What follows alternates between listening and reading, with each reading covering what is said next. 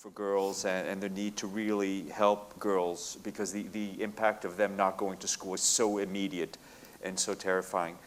But I was also shocked in a sense in the film about the absence of fathers. There were, you know, it was the grandmothers and the mothers. There were very few male characters in the family. You saw the uncle come in once in a while. But I'm wondering if you could, if maybe you, Chris, can start off the discussion about the role of the role of fathers, or what can be done to improve the role of fathers to improve the situation in terms of education for children. You know, one of my experiences is that when you have emergencies because of the very dynamic and natural role of the woman, the woman tends to gain more prominence. And I've seen this in refugee situations. I've gone to refugee communities. If you give the money to the fathers, they're just going to go to the bar and drink it all.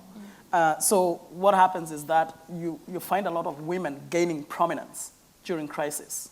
And also because when you're talking about a conflict, it's the boys and the men who go to the front line. So they get killed. In Rwanda, we had a situation after the genocide where we had, you know, households led predominantly by women and children. So this is causing another very interesting dynamic that one of our board members has been trying to sensitize us about. He has started a boys' school. And it's a very interesting thing because he says, look, all the social systems, wherever, all the new NGOs that are coming, they're talking about the girl child and the need to educate the girl child in order to educate the community. He's the father of 3 girls. And he says, there is a problem here. When my girls grow up, they will not have a husband because the boys are have either gone to war or the social systems are not recognizing the need for the boys. So that's a very interesting challenge, and I'm glad you noticed that the fathers are sort of not very present, because when these problems really hit, you know, the mothers sort of provide so there's a huge need to obviously continue focusing on the women and the girls and all that, but we also have to look at what we are doing and to not totally isolate the boys. There was a recent research conducted by the World Bank, which was very, very popular. And the title of this research was, if you don't educate boys, they go to war. And I have worked in Sierra Leone. I have worked in the Congo. I've worked in northern Uganda, in all these conflict areas. And I know that the biggest threat is these boys that are sitting idly on the sides of the road or at the shopping centers. Because when a rebel, when a warlord wants to start a rebellion, you just identify all those boys, buy them cigarettes. You don't even have to do anything else. You just have to show them that they can do something. And then give them a Kalashnikov. They'll be out there and you have a war. And you'll go out into the provinces and you'll make yourself a big warlord, and they'll bring you to the table to negotiate peace. So we need to look at that. There have been some big wars, like in Uganda, the whole rebellion. It was an army of small boys, uneducated boys. We need to look at that issue.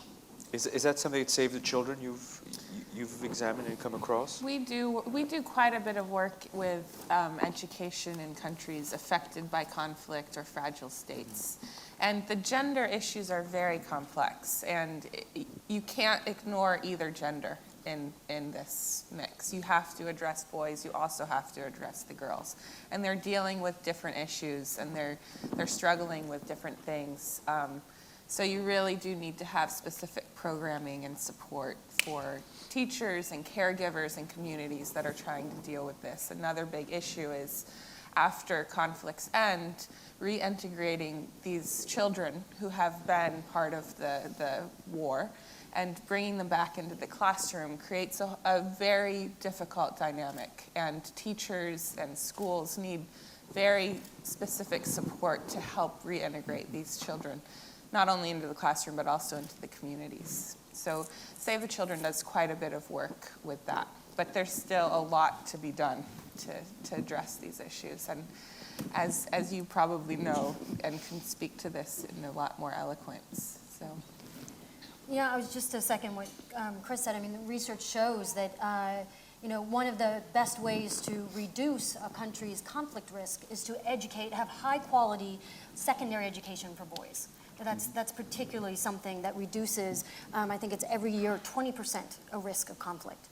But I think, and the other sort of risk factors, what you can do to reduce the risk of conflict are things like presence of valuable natural resources like oil or a country's conflict legacy, which are very difficult and not amenable to policy change. Whereas this education, high quality education for boys is something we can do something about. But I think exactly as Heather said, it's not just about boy education. I think the way that we talk about this is about gender, and it's not about girl-specific education, but it's about looking at boys, girls, women, men's needs, and really targeting all of them for that particular situation. And I think that's critical. Right, because you don't want to create that imbalance. Exactly. And you're not actually going to get true empowerment of girls and women unless you have boys and men as allies. Right, you don't want the resentment. Right. Right. It's interesting through microfinance. Pro Mujer had done a study, and I believe that as women started to really engage microfinance, the instances of domestic violence actually increased. Exactly. But then as they became established entrepreneurs or business owners, then violence decreased. So long term there was a positive effect, but the immediate, because the men aren't being educated at the same time as women are are being empowered financially. And I thought that was a really telling fact. I was going to say that what was depicted in the film, I thought were reasonable gender dynamics in the classroom. Right. I didn't see the teacher only picking on boys, or the boys sitting in the front, girls shunted to the back, or boys present in the class and girls not. We didn't see an imbalance in that regard. But actually, this is a misnomer. We say you have to include both genders. Boy, girl is sex. Right. It's a biological fact. Gender is the set of power relationships around all of that. Right. And I think this is one of the challenges of expanded opportunities in education, is that we usher into the classroom a more diverse mix of children with more diverse needs. And so we're more mindful that boys have these needs and need to be provided opportunities. Girls have these needs. A girl who is pregnant has other needs. She's still important to educate, to support, because she's about to become a mother, rather than stigmatize and leave out. Boys at a certain age are more vulnerable to the difficulties of alternative opportunities, shall we say, to do harm rather than good. Girls have other challenges at that age. They're more vulnerable to sexual predation and so on. So getting this more clear in the way we deliver education, the way we organize it, the way we differentiate it for those who need it is it's another one of these big challenges. It's a demand on systems that is significant. It also points out again that we have to work with government systems because we can't. What little projects do well is they zero in. But as Chris and his board were struggling with, who do we pick out of all this sea of need? The inherent unfairness of that while doing good.